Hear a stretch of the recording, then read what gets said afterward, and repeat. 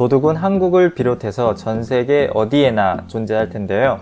인구도 많고 별의별 사람이 존재하는 중국에서는 도둑도 많습니다. 중국에서 사람이 많은 곳을 방문하게 된다면 항상 소지품을 조심해야 합니다. 중국에서는 도둑이 범죄 조직의 일원일 가능성이 많기 때문에 함부로 건드리지는 않지만 재수가 없는 도둑들은 많은 고난을 당하기도 합니다. 저렇게 사람들에게 둘러싸여 몰매를 맞기도 하고요.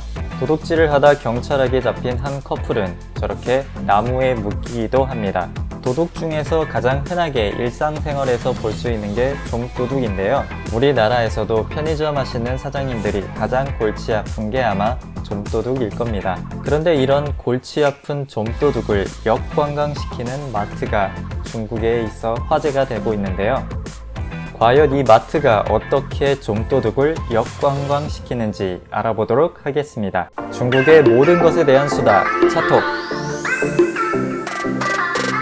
자, 이곳은 이번에 좀도둑을 역관광시키는 것으로 알려진 RT마트라고 합니다. 중국어로는 따룬파라고 하고요. 사람들이 볼 수 있게 법적 책임을 진다는 이런 안내판도 만들어 놓았는데요. 뭐 저런 안내판이 있던 말던 좀도둑들은 물건을 훔치겠죠. 하지만 물건을 훔치는 순간 이 마트에 의해 역관광 당하게 되는데요. 어떻게 되는지 이 마트의 한 직원의 인터뷰를 들어보도록 하겠습니다. 拿东西的人不付钱呢，我们就一直跟着他到收银机台结账的时候呢，我们也不提醒他，然后等到出门的时候，我们再把他揪回来，就是先跟他说好，你这个东西要赔钱，如果你要不给钱，我们就要报警，就要通知你家里。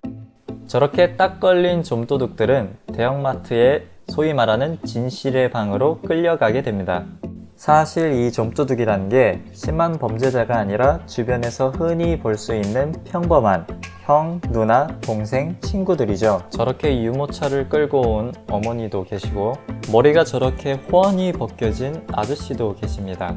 이 마트의 좀도둑 사건에 대해서 알려달라고 했더니 저렇게 두꺼운 파일첩을 들고 나왔는데요.